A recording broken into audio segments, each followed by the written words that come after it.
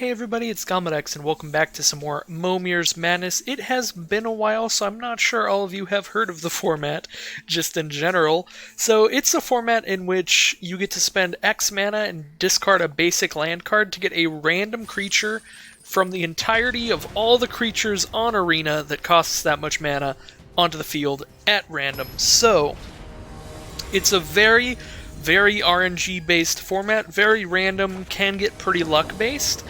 And there were some really weird strategies that were pretty much essential to the format before because there weren't that many 9 mana cards and 10 mana cards. So you would always know at 10 mana you would get Impervious Great Worm, which is just a big, giant, indestructible creature, and you would know you'd have a 33% chance at 9 mana of getting Zakama. But to get around those weird strategies, they have added some more cards specifically just for Momir to make sure that the format stays to the spirit of the format as random as possible. So now there's a bunch more 8, 9, and 10 mana creatures on Momir that you can't play anywhere else. You can just get them randomly in Momir, and that's the only reason they're on here right now.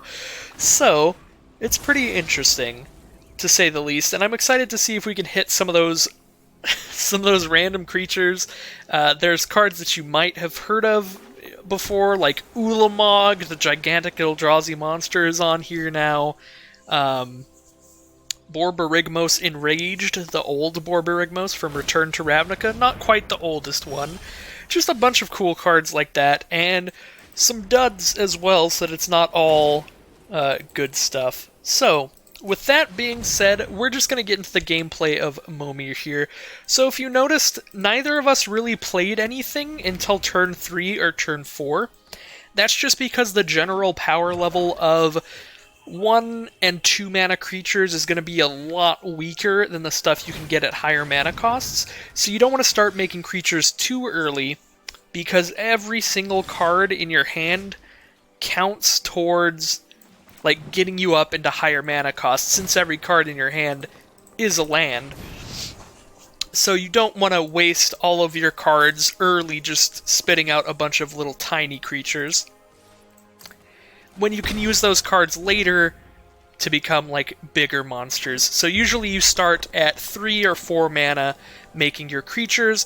That way you can make sure you get to play a land and discard a land every turn, and still make it up to 7, 8, or 9 mana to get to your big cards. So now we have quite the field. So our opponent has Beast Whisperer, which is just a 2-3 that does nothing, not that bad. They also have a 3-3 lifelink that is buffing all their other legendaries +2/+2, and they got an Atemzis, which is a legendary that'll get buffed by it. Now its ability isn't super useful in this format.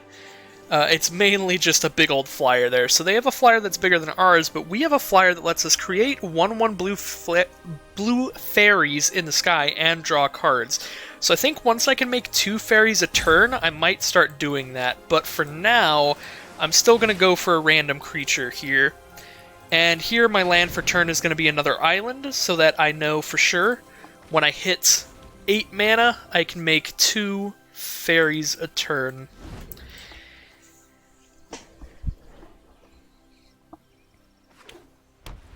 And we've got a pretty fantastic start here. It's basically never a bad thing in Momir to get a bunch of flyers. A lot of games in Momir are won and lost by someone getting more flyers than the other player, and currently we're doing very well on that front. So this Lathless does have a fire-breathing ability. I can pay a red and 1 to give it +1/+0 until end of turn. Well, it can give all my dragons +1/+0 till end of turn. So if I play another mountain here, I am very safe to be able to attack with the Lathless, and if they block, I'll pump it up. If they don't, I'll just hit them for 6 and then play another creature here. So no blocks, 6 to the face. They are down to 12. We're doing really well on the RNG here. RNG, of course, standing for Random Number Generator. So we're just doing really well on the randomness front. It's going well in our favor, is what I mean when I say that. That Chaos Maw was pretty crazy. I think it nerfed both of us pretty equally. I guess, actually, being able to... Oh my god, no, they got Grizzlebrand? I didn't even know they put that on here.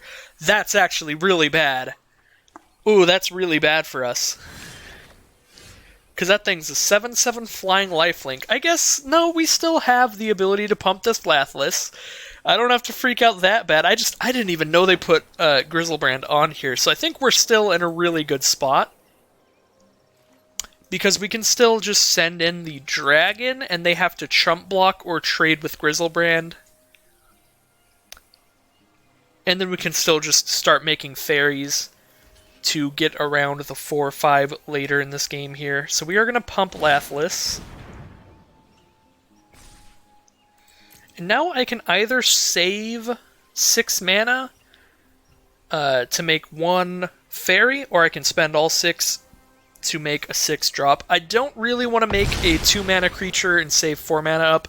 Again, because a 2-mana creature is very unlikely to be impactful on this board. It'll probably just be a 2/2 or something that just gets blocked by the 4/4. I'm going to go ahead and make a 6-mana creature here.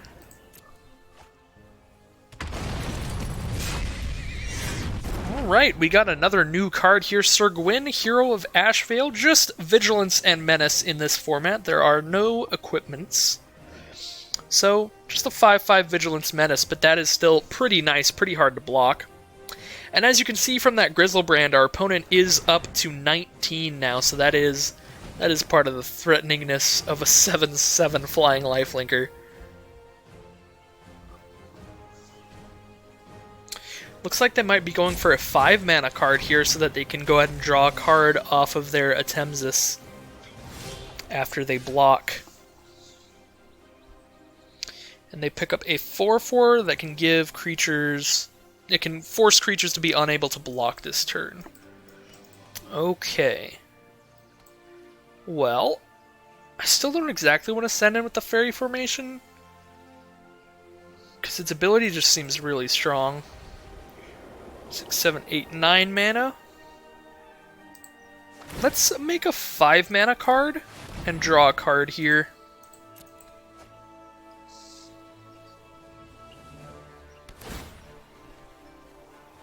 Exile any number of other non-token creatures. Okay, so that's just a 4/5 Vigilance. And we will make another flyer.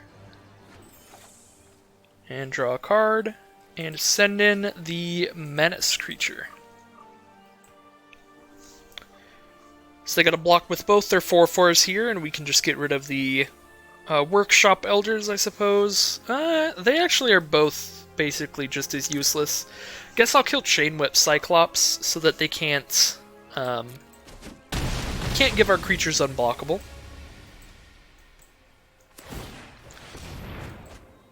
Probably should have sent in with the Chaos Maw as well there. We're not actually getting any value off of the Menace if it's not forcing them to be unable to block with anything, so should have sent in with the 5/5 Menace and the 6/6, that way they could have only blocked one of our creatures. Or lost the 4/5 Flyer. Not the greatest attack there. And my opponent got a Lord of the Pit. Oh, it's a Demon of Death's Gate. 9 mana, 9/9 Flying Trample. Wow, they have just stacked the high mana costs. So, as crazy as it looks, I have looked through some of the cards, and there's also just some insane duds at the higher mana costs too. I don't know. We could spin the wheel on it and see what happens, but I have a feeling it's not going to work super hot. We don't have much other options. 5, 6. Don't have enough mana to make 3 more flyers, so I guess we'll just make a large thing. See what we get.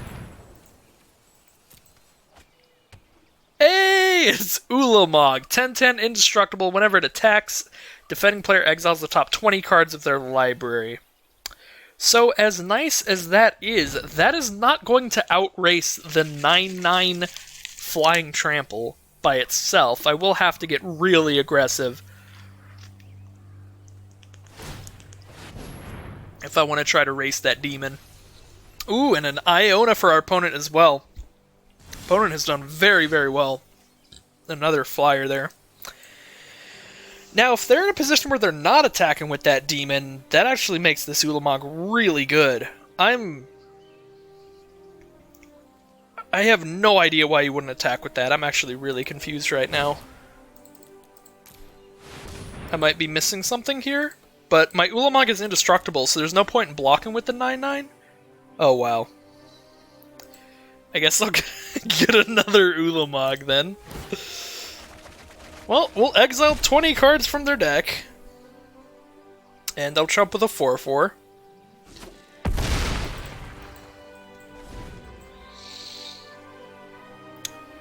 But yeah, I guess they're just not attacking with the demon that turn just because I have some other beefy creatures. Just like a 6/6 that they'd like to block. But now they've got an Iona out, so I could definitely see them sending in this turn. Bringer of the Green Dawn. At the beginning of your upkeep, you may create a 3/3 green beast creature token. So that just produces chump blockers endlessly for this Ulamog. However, Ulamog will just straight up mill them to death soonish. And there's the scoop. So I guess because if I just blocked there, I think I might have had a lethal crackback. I don't know. My opponent had a little more foresight on that situation than I did. I did not entirely think it out by the time they scooped. But I was working on it. I was getting there in my head. The gears were grinding. But I'll take the win for sure. Alright. Well, moving on to the next game here. Start off with a mountain. Again, not going to play any 1-mana cards, because I could very easily just get like a 1-mana 1/1 with no relevant abilities. Just something that will not be useful in the long game at all. I'm not saying that there's nothing useful at 1 mana, but just when you're getting a random 1-drop, it's just pretty unlikely to get something that's going to do well in the long run. Alright, so I'm going to start at 3 mana here. That's usually what I do. Accidentally clicked 2, but that's okay. Wizards has been nice with the way they made Momir work. You can cancel that out and fix it. So we've got a Llanowar Envoy, 3 mana 3/2, definitely not the most exciting card we could get, but if we get anything that we really want to spend blue mana on, we can now get that blue mana, if need be. We'll see if our opponent starts at 3 here, just saves these cards in hand and tries to go to massive mana costs. Alright, starting at 3 mana, opponent gets Inspiring Cleric, pretty much on par with our Envoy, maybe even a little bit better. It doesn't have any abilities on the board, but they get to gain 4 life when it hits the battlefield. So at 4 mana, we've got a Homered Explorer. We get to mill somebody 4 cards. Milling 4 cards is not really going to get them close to losing to mill. So it's possible we should just mill ourselves. There are some cards that care about the number of lands in your graveyard, like Multani gets +1/+1 for each land in your graveyard. So, like, there's a little bit of a benefit to milling ourselves, and there's also a tiny bit of a benefit to milling our opponents, just in case we get an Ulamog again and we're trying to mill their library by milling them 20 cards at a time. But again, if you're milling them 20 cards at a time, it's pretty unlikely that 4 cards is going to make too much of a difference. Alright, going to 5 mana here. Our opponent's 4-drop. Whenever a merfolk they control deals combat damage to a player, they get to draw a card. That's pretty unlikely to happen, but it does make us want to be sure to save a blocker for that 2/3. Like, if that 2/3 didn't have any abilities and we only had a 3/3 out, it's possible we would attack with just the 3/3. But if it was that same situation, but the 2/3 says that it draws a card when it hits us, we're going to make sure to keep our 3/3 untapped in that spot. So, opponent gets a Fire Elemental at 5 mana, just a 5/4 with no abilities. But a 5/4 is superior to everything else on the board right now.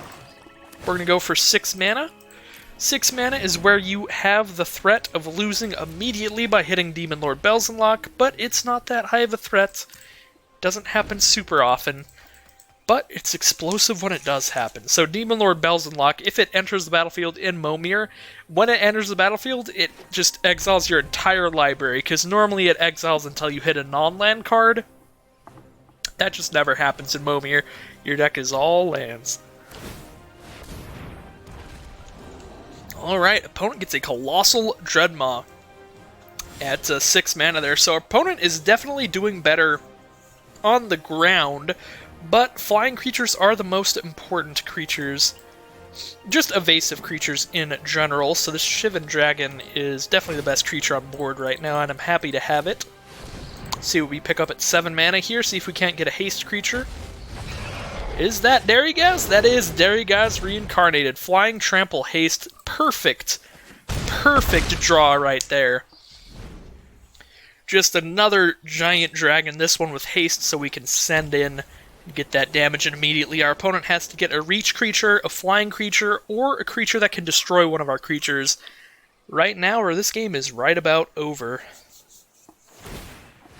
Alright, opponent at 7 mana. Here is a Meteor Golem. That is a creature that does destroy one of our creatures, so just the Shivan Dragon left in the air, which will not be lethal. So we're going to double block Colossal Dreadmaw here. They can only kill one of our creatures, so I expect our 3/4 to die, and we will take 5 to the face. Alright, there's another mountain, so we can hit him for 7 in the air. It's probably best to just hit them for 5 and make an 8 drop. I'll go ahead and make it first, just in case there's something with haste. I don't know exactly everything that's at 8 mana, but maybe something has haste, and Hoverguard Sweepers is just brutal here. Just unnecessary. So Hoverguard Sweepers is another one of the ridiculous 8 mana cards that they put in. It when it enters the battlefield, return up to 2 creatures to their owner's hands. So when you return a token to its owner's hand, the token just dies. And not only that, Hoverguard Sweeper is also a 5/6 flying. This card is just insane in Momir. Kind of a crazy addition to the format. I don't know what was going on there. I was trying to just block the 4/5 and then pass there, but was not working out, so our opponent got a little fed up with it. They sent in that final send a message attack, and then I kind of just sat there trying to block and nothing happened, so yeah, they were tired of that. They were out of there. So we got some level ups from weekly experience. Gonna use some mastery orbs, fill out this tree. Beautiful. I am very, very close to level 100, very close to filling out this whole tree. I don't think that I'll have to play a lot of the standard 2020 to get the experience to get to level 100. I think I'll make it in time just off of the weekly wins and daily win rewards. At least I really hope so. Because I have played some of the standard 2020 format, and the format's not the worst thing in the world. It's just the event, just the only way to get the experience being 2 wins in a row. It just feels awful. Just terrible, honestly. Because so much of the time, it's like you'll get 1 win, and then you'll lose 1, and then you'll get no wins, and then you'll get 1 win and lose 1, and then 1 win and lose 1. Like, it just takes so long. And not only that, the times when you do get your second win, like, you get that first win, and then you're in that second game, and it could be a situation where your opponent is insanely, ridiculously dead on board, but you can tell, like, they're not going to concede. They're totally fighting to the end, because, like, they're also 1 win from the 200 experience, and maybe they've been playing for a half hour, just trying to get their experience, and you're about to take it from them. Like, I don't know. It just feels bad. Win or lose. Definitely saw a Reddit thread about that, and I am in total agreement. It, doesn't feel great all around. Alright, so starting at 3 mana, our opponent is off to a great start. Got a 2/2 flyer over there. We'll see what we can get. A 3/2 on the ground. Whenever it's dealt damage, we gain 2 life. So that will probably happen just the once. At 4 mana, our opponent got a Captivating Crew. That is a fantastic card. So if we ever do actually get a flyer to block here, they can just borrow the flyer and use it to bash it into our face. Or if we just ever get any kind of like really good creatures, that would be worth borrowing, just taking a turn off and just smacking us with them. They can do that as well. And here comes a Bulrock Clan Crusher, probably just going to be a 4/4. But if they ever get a +1/+1 counter onto one of their creatures, they can throw it at any target for 2 damage. Let's see what we get at 5. That's a Sarah Angel. Would not be surprised if our opponent just starts stealing Sarah Angel every turn and putting us on a really fast clock here. Looks like that is not the choice. Gonna go ahead and play Primordial Worm at 6. Wow! I will absolutely take that. I will just kill that Captivating Crew right now. Take 4. And get a treasure token from my Plunderer, which will allow me to play an 8-drop this turn, which I absolutely will do here.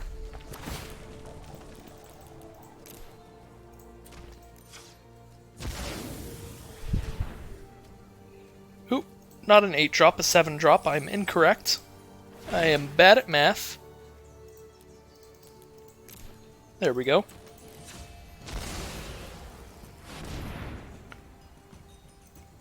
Discard an island. Pick up a Chaos Maw. Not the worst pickup. Gets rid of their flyer and lets our Sarah Angel just start getting in there. It is also a 6/6, so if they send in that Primordial Worm, I can block and trade with that and get another treasure token. And they can't really attack with the 4/4 into my 6/6, so that is also nice. Scholar of the Ages for our opponent at 7. Which is just a 3/3, does not have any other relevant abilities to Momir, so that's good for us. Game turned around pretty well with that Sarah Angel. Sarah Angel is just a fantastic card in general, but especially so in Momir. Everything with any kind of evasion, like flyers, is just pretty bonkers in Momir. All around. And Verdant Force is our 8-drop. We are just on a roll this game, so that's going to give us a 1/1 Saproling during each upkeep. So that's our opponent's upkeep and our upkeep. So we've just got chump blockers for days. Our opponent really has to get some action in the air and fast here. And Grizzlebrand will solve that problem with flying colors. 7/7 flying and lifelink on the board for our opponent. We can't really do anything about that right now, so we gotta hope for the best. 5, 6, 7, 8. Gotta hope for the best from our high mana cost cards here.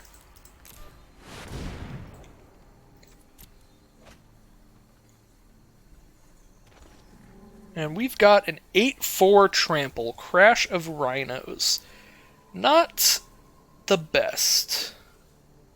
I'm gonna go ahead and send in a Saproling token? Because I can just turn it into a treasure token at least.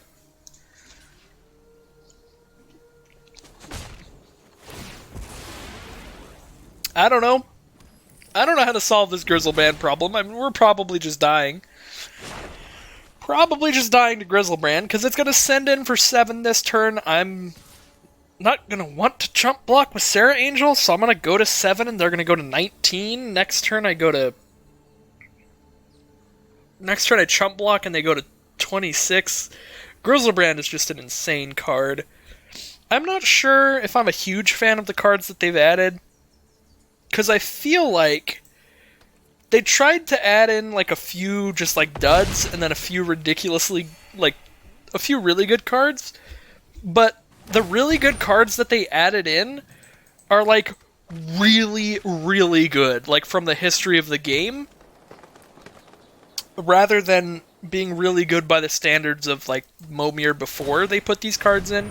Like, Hoverguard Sweeper is ridiculous. Grizzlebrand is ridiculous. Demon of Death's Gate is ridiculous.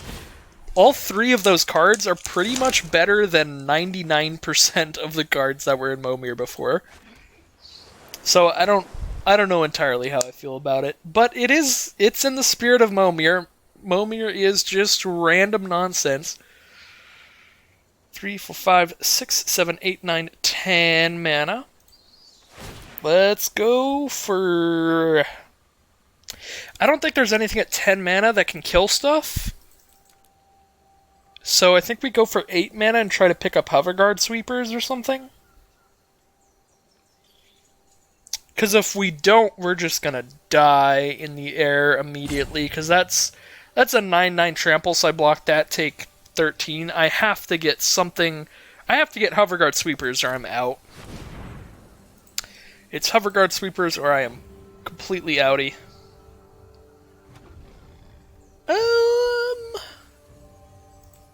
Actually, Grizzlebrand works too. I survive with Grizzlebrand, I think.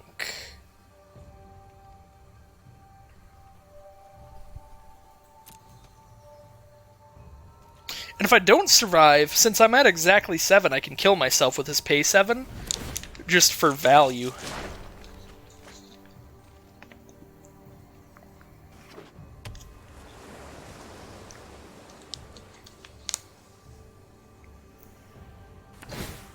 Alright. Looks like they went for an 8 mana card, and it is a Villainous Broker of Blood. Opponent is just non-stop hitting straight gas here. But that is payment for getting the duds like Scholar of Ages earlier. Alright.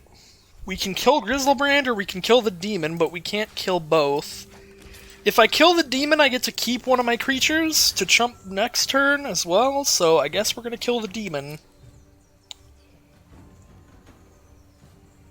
And losing Grizzlebrand here.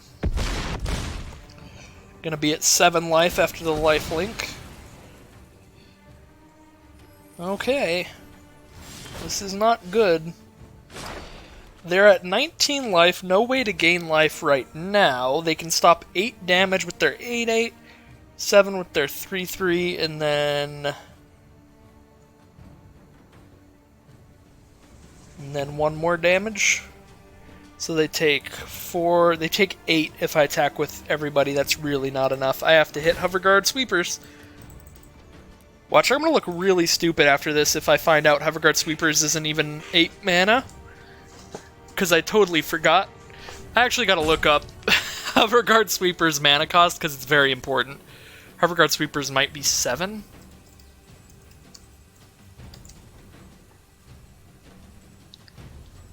Googling Hoverguard Sweepers, you gotta hold on a sec. It's 8 mana. Alright, it's 8 mana, I'm correct on that front. So we're going for an 8-drop. Come on. Let's do it. Bedlam Reveler, draw 3 cards. That doesn't help. Does not help at all. So we are very, very dead on board. There's absolutely nothing we can do here. So that is the scoop.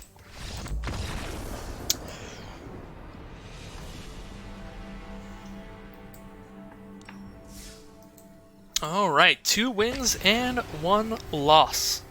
See if we can get any more wins on top of this.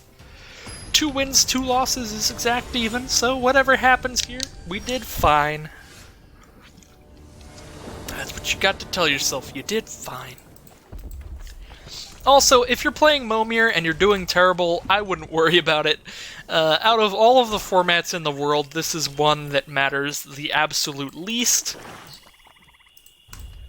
And is one of the very most luck-based. So, if you play Momir and you frequently just lose everything, don't worry about it. It doesn't mean you're bad. It could mean you're bad, but it's probably mostly a luck situation. But it's still a game of Magic. There are still choices that can be objectively correct and objectively incorrect. Like I believe earlier in this video I did make a misplay and then called myself out on it earlier. I don't remember what it was at this point. It's been a few games, but it does happen. It's mainly in Momir, all of the technical plays and stuff is mostly just combat decisions, like knowing when the best attacks and blocks are going to be, and what they're going to be. So at 4 mana, I probably got a Golgari Undergrowth card, like the 4 mana 0/0 that comes in with a +1/+1 counter for each creature in your grave. Of course, I have no creatures in my grave, so definitely the actual worst 4-drop you can possibly get, because it does literally nothing, does not even touch the battlefield.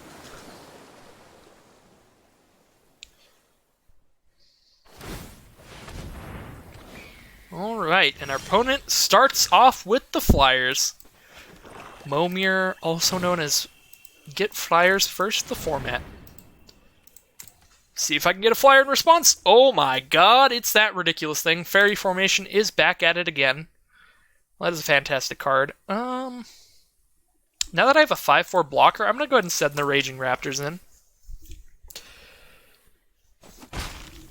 Yeah, I mean, they probably just blocked with the 0/3, but there was a chance there that they would decide to block with both the 2/3s. They could kill it.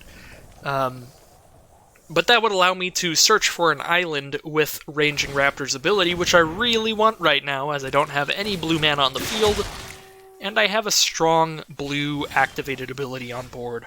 So I would love to hit an island. Alright, 6 mana, what do we got?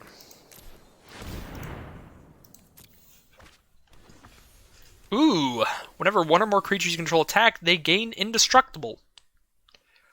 Wow. That's insane. That is absolutely insane. Flying and all my attackers have Indestructible. That's super good. Not going to attack with the 2/3 this turn, because now I can just chump the 4/4 with it if I want to get the island. And we've seen, like, for sure, based on how they blocked last turn, they would just block with the 0/3 again. Like, we're not going to get any lands off of it, especially now that it would attack as an indestructible creature. Alright, 7 mana. Let's go. Alright, Siege Worm, 5/5 trample. Let's send in the indestructible Flyers. Get in some damage. Opponent is down to 8 life.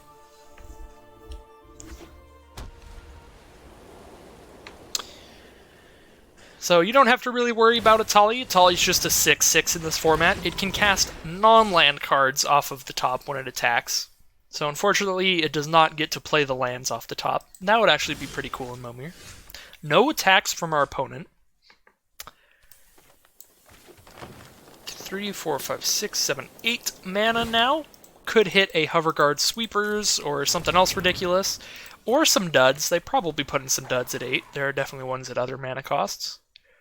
7/6 can assign damage as though it weren't blocked. That's insane in this format. Yeah, that's ridiculous in this format, and that is going to prompt the scoop from our opponent, because this turn we attack with both our 5/5 Flyers, deal 5 to them, put them at 3, and next turn they have to kill 3 of our cards or they're dead. They have to kill both of our Flyers and that Wolf Pack that gets to deal damage as if it weren't blocked. So, actually, I could be wrong about the duds. I know for sure. I looked at the 10 mana cards that they put in and the 9 mana cards that they put in, and there's definitely duds there. There's a 5/5 trample for 10 mana. That's in Momir. 5/5 trample for 10 mana. That's all it is. There's also like a Denizen of the Deep, something like that, or Lord of the Deep, something like that, at 9 mana. It's like a 9 mana 9/9 in blue, and whenever it attacks, you have to sacrifice an island, and that's it. That's all it is. So that's another dud. But actually, it seems like 8 mana is where you want to be in Momir. Like, wow. I don't think I've seen any of these 8-drops that have been particularly bad, and a lot of them have been fantastically good. So, 8 mana might just be the best mana cost on Magic Arena Momir. Alright, opponent starting at 1 mana. Getting aggressive, gonna send in with that 1/2. I'm cool taking that damage. I'm still just gonna wait till I get to 3 mana here. So, opponent did start at 1 mana and got a real aggressive start there with the Knight of the Ebon Legion, one of the best aggressive cards in Standard right now, followed up by a creature that is really hard to block. Can't be blocked except by spirits, and for 4 mana they can toss that ability onto another creature. So, while in general the early mana cost creatures are pretty weak, if you are a fairly lucky person or you like to roll the roulette wheel, I'm just going to submit 0 here, then starting at 1 mana is a plan you can go for. And now this thing gets to attack as a 4/5, which I cannot really block and kill, so I can't block at all here. So they get to pump it, they get to put a +1/+1 counter on it, and I am off to a terrible start this game. Or more accurately, my opponent is off to an incredible start. So now we're just hoping for any creature that is large enough for me to be able to double block that Knight of the Ebon Legion to kill it. So we're going to discard a Swamp here because we've got enough of those. Imperial Aerosaur. No, I'm just going to double block that Knight. So, they could spend all of their mana to give the Knight unblockable this turn and hit me for 4, put another counter on it. That would be very aggressive, but I could see it.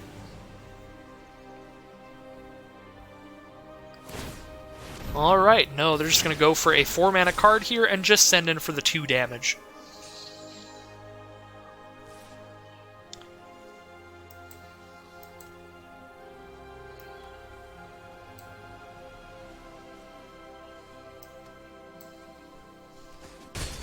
Alright, down to 11. Not a great spot to be, but not the worst. You can come back from a lot worse in Momir. And there's a 4/4 Vigilance lifelink tap, pay 7, destroy target non-land permanent. Fantastic card. Very, very nice grab here. That'll be a 5/6 Death Touch if they pump that.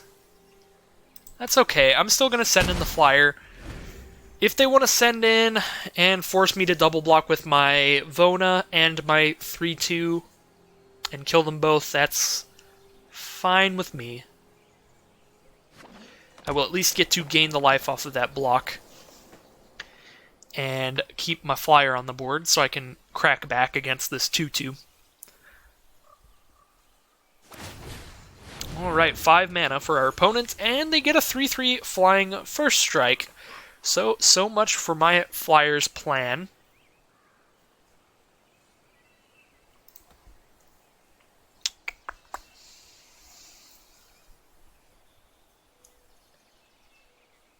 So, with Vona, I can send Vona in and then wait to see how they block and then destroy something and gain 4.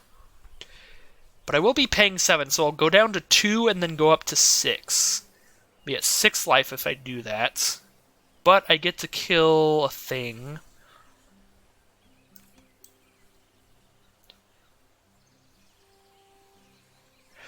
Yeah, I don't really want to send in Vona and Aerosaur.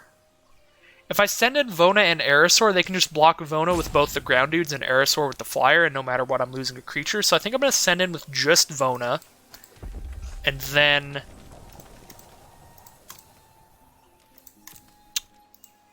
see how they block, and I might blow something up here.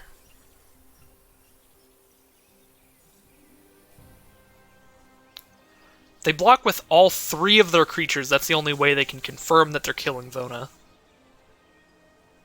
Wow, that's fantastic for me, actually. That's so good for me. This is what is so powerful about Vona. A lot of people look at Vona and just assume it's a sorcery speed ability.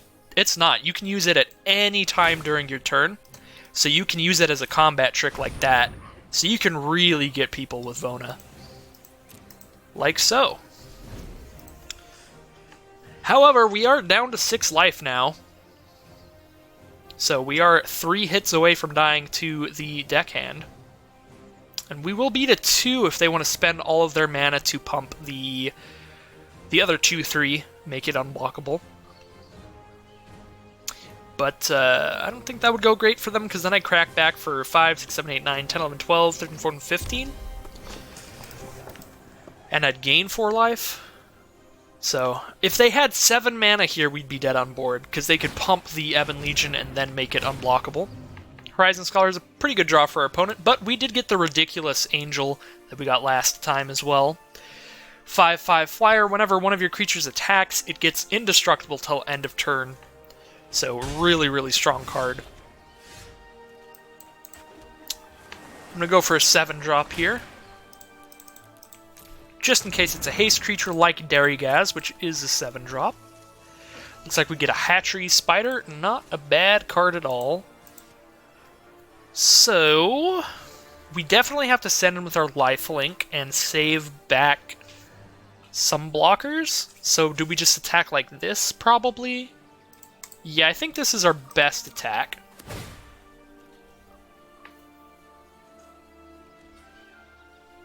Alright. They're going to block Vona with their Scholar, and Vona will survive because he's indestructible. And I could go to 1 life and kill that deckhand, or let them get in for 5, 6, 7, and then I go to 1 life that way as well, but then I just win on the crackback. I don't think I want to go to 1 life here. I think I want to allow them to just hit me with that this turn. Because then I could just be dead to a random... just enter the battlefield effect or something. Whereas now, the most they can do on board is 7. And if they do that, they have to spend all of their mana. So we know we're safe, we're not dead on board. They would have to get, like, insanely lucky to kill us this turn. And if they don't kill us this turn, we kill them next turn. Unless they get a flyer. Looks like they got a pretty good card, not in this situation though. Angler Turtle, which is a 5/7 hexproof, forces all of your opponent's creatures to attack each combat. So our entire field is going to send in here. No matter what. So let's make an 8-drop. In case it has haste. I'm not sure if they're dead on board. I'm not going to do the math because I have to attack with everybody anyway, so what's the point? We can do the math after they make a block.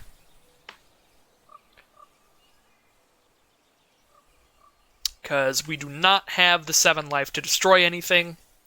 So let's just see if they're dead. So they block there. And that would be 10, 11, 12, 13, 14, 15, 16 damage. They have to block the spider, I think. Yeah, I think they block the spider and go to 1 life.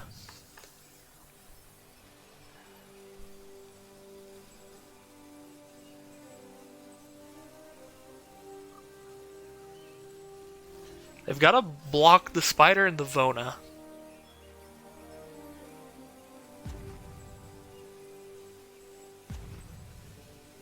I'm not sure what's happening. Okay, they're just gonna block the other way for reasons. Same net result. I now can pay the life to kill the deckhand. They've got 7 damage on board with it right now. I don't need to do that still, so I'm not going to pay the life. They can keep that deckhand.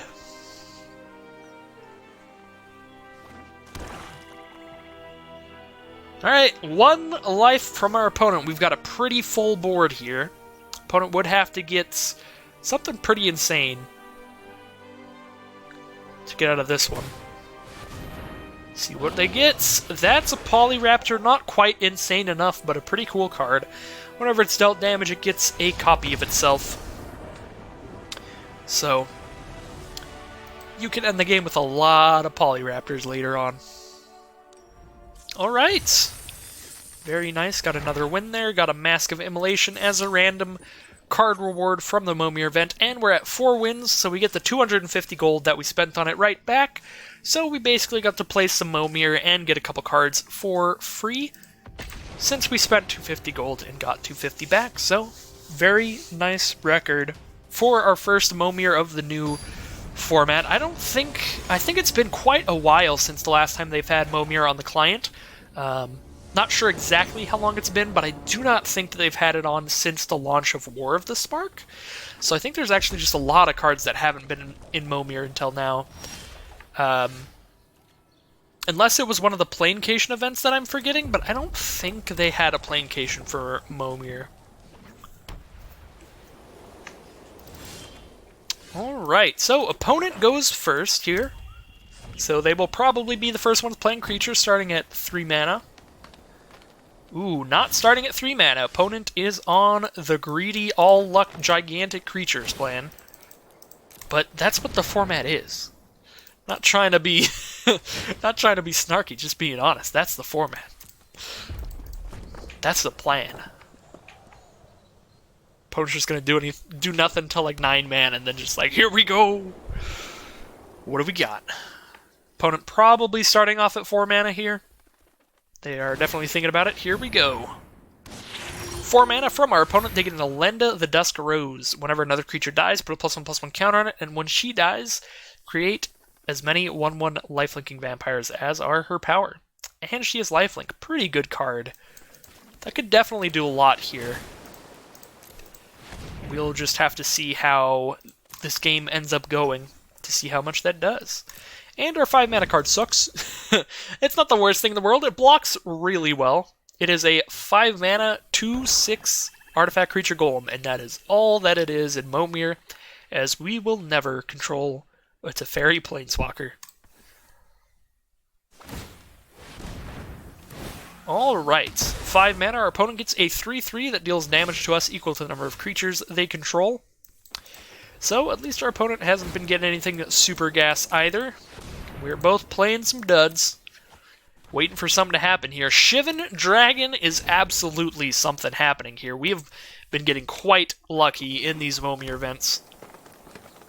Well, in this Momir event, I should say. In these Momir games, we've been getting quite lucky. Lots of flyers on our side. That is our 2nd or 3rd Shivan Dragon. I don't remember for sure. Probably just the 2nd. Haunt of Night Howlers. Very, very good in Momir. Ooh, no. That's actually better than our Shivan Dragon. So if I play a card here, I put a +1/+1 counter onto the Haunt of the Night Howler because a creature's put into our graveyard. Well, because a card is put into our graveyard. And then when it attacks, it'll attack as a 5/5 flying lifelink, because it forces us to discard a card whenever it attacks.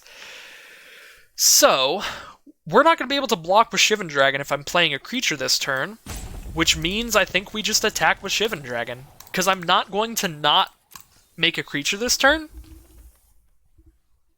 So I guess I'm sending in Shivan Dragon. And we'll see what we get from our creature. That's the wrong mana cost. Alright, this Haunt of the Night Howler is going to be attacking as a 5/5 flying lifelink if we can't find a way to kill it very fast.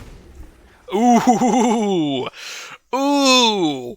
Goring Ceratops with 3 mountains for our Shivan Dragon. If our opponent doesn't get another flyer here, that might actually threaten them to not attack with the Haunt.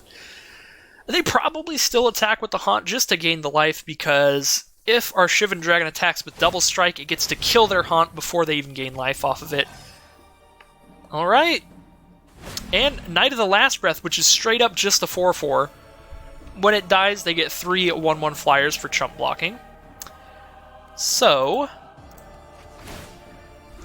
we know that this Shivan Dragon's coming in for big game. This Shivan Dragon's coming in for 16.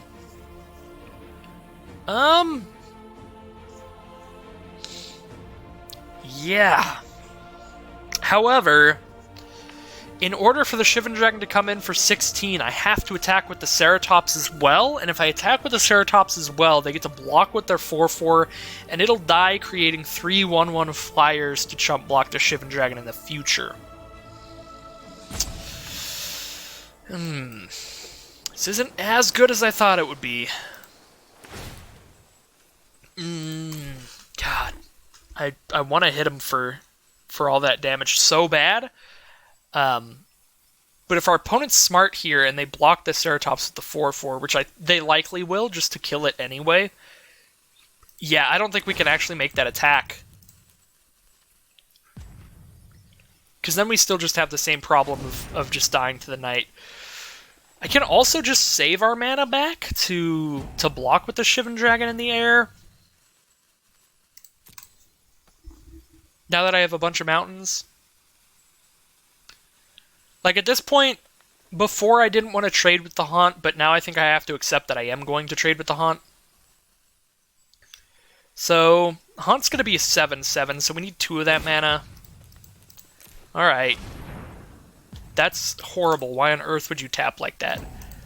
I'm going to go to time because the auto-tapper's an idiot. I'm going to go to time because the auto-tapper's an idiot. Wow. That sucks so much. I thought too long and too hard, and now I'm going to lose the game from it.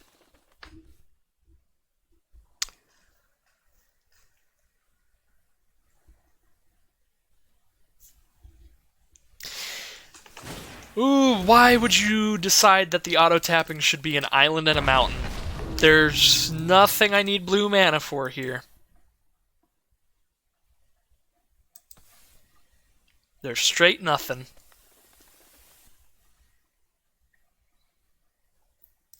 I am officially salted.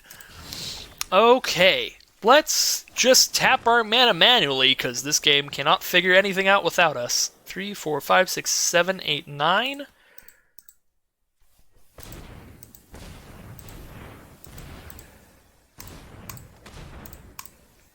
So we do that, save the 2 red for Shivan. 1, 2, 3, 4, 5, 6, 7. Oh my god. We have 1 activated ability on board. We have only 1 color of mana that we can do anything with. That color is red. And the client says, you want an island. You need an island in your life. That'll be very helpful to you for the future. Alright, well, we have a 5/5 reach along with our Shivan Dragon now, so we don't need to save the fire-breathing mana anymore, which means both my opponent and myself can start going for 8 drops and try to get something spicy. Which they have added plenty of spicy stuff. Opponent is going for 9 drops, though. See if they can get something bigger, which they have added some good stuff. So, Bringer of the Black Dawn is a 5/5 trample at the beginning of their upkeep. Pay 2 life, search library for a card, put it on top. Okay, that's actually bad. That's just 9 mana for a 5/5 trample. So opponent got a dud at 9 mana. And they're sending in the 7/7. 2, 3, 4, 5, 6, 7. Yep, block like that. We need all this flying blockers that we can get.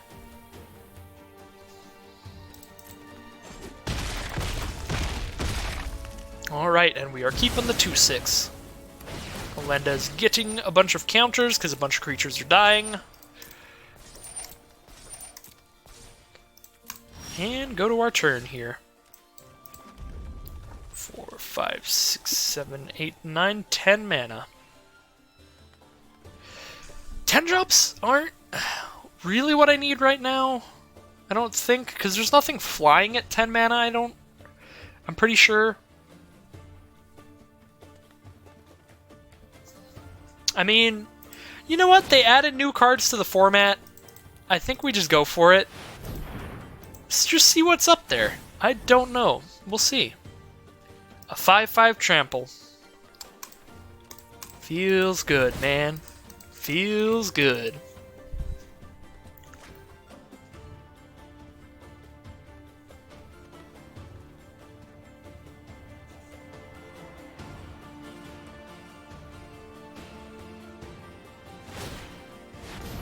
Alright, opponent is going for a 9-drop again. At the beginning of your upkeep, return an artifact from your graveyard to the battlefield. So, alright, my opinion.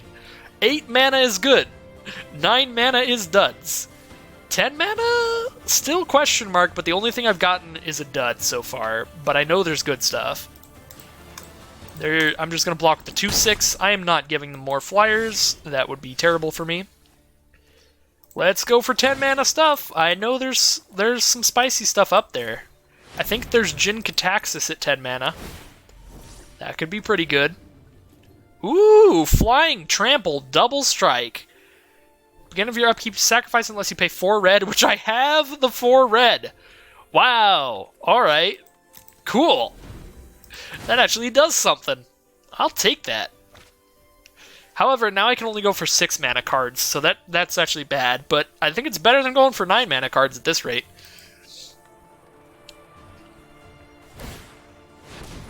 Another 9 mana card, and it's a 9/9 whenever it attacks. Sacrifice an island. Yep, I'm pretty confident at this point saying that 9 mana sucks. It's just the worst. I think they probably were like, everybody used to always go for 9 mana because everybody always wanted to try to get Zakama. So they just wanted to make it as bad as possible now. I think they've overweighted them.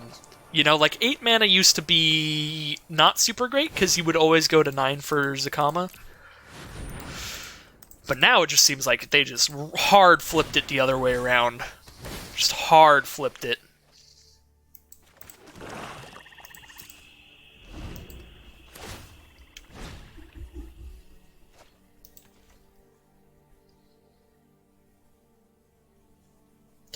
And now we're getting to those classic Momir situations where the board is massive, it's a gigantic stalemate, and no one's ever going to figure out when we should attack, so we'll probably attack way after we should have.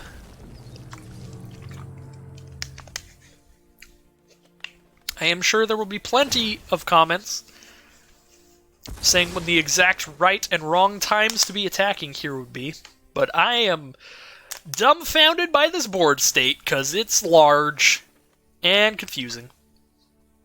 Wait, what am I doing? I have 9 first striking damage here, so we'll just kill that and not lose a creature.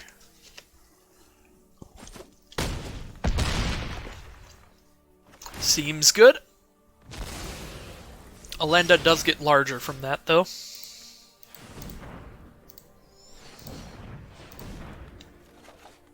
Okay. Well, we're at 7 mana, thanks to the Psychic Symbiont drawing us a card, which is very good. This Haunt of Nighthowler is just going to kill us. Oh my god, yes. Oh my god, yes. That's exactly what we needed. Oh my god, they don't have any flyers now. They don't have any flyers now. I think they're just dead. They are! They are just straight dead. That was the only flyer. Thank you, Meteor Golem. Bless RNG. That was ridiculous. Our opponent kind of just got really hosed. Like, really hosed at the end there. Bringer of the Dawns that don't do anything.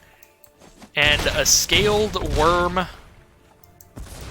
And a big old fish that they had to sacrifice an island for. Not a fantastic ending for our opponent, but that is the way the cookie crumbles with Momir. It is pretty random, pretty madness. Let's see what our rare reward here is before I sign off for the day. Bio-Essence Hydra, 5 mana for a 4/4 trample. Enters the battlefield with a +1/+1 counter on it for each loyalty counter on planeswalkers you control, and whenever 1 or more loyalty counters are put on planeswalkers you control, put that many counters on Bio-Essence Hydra. Definitely can be a very, very large Hydra very quickly in the right deck. Pretty cool card. So, that was a nice Momir run. We got the whole 5 wins out of it, the whole shebang. Yeah, that's just a good way to end it for the day. So thank you all for watching. I hope you found the new cards interesting. I'm still not entirely sure how I feel. It's better than it used to be, I would say, for sure. But it definitely does feel more random. But that's kind of the point. The high mana costs do seem like even more explosive than they were before, to where a lot of the times they can just really negate anything that mattered in the early game. Like there were definitely games where I made poor attacks or blocks, but then when we got to the later game, because the later cards were just so big and like big lifelinky swingers and stuff like that, it didn't matter that I played worse than my opponents, and I can definitely see a lot of situations like that happening a lot more often thanks to these added in more swingy cards. But I think it's definitely a lot more entertaining than for sure what it was before they added the Ravnica sets, where the only 9-drop was Zakama, because then every game was ending the exact same way. But yeah, it's definitely interesting, it's definitely new, it's definitely fun, and not too expensive. I mean, 250 gold is practically nothing. Might as well give it a shot, give it a couple runs, see if you have any fun with it, and if not, you're not really missing out on anything. The prizes aren't that great, you just get some more cards for your collection. But if you enjoy it, pretty cheap entry fee, not a lot of downside to it. So, thank you all for watching. That is my opinion on the Momir's Madness, and my first run of the new format. I will probably be doing 1 or 2 more of these, just because they're nice little fun things to get into.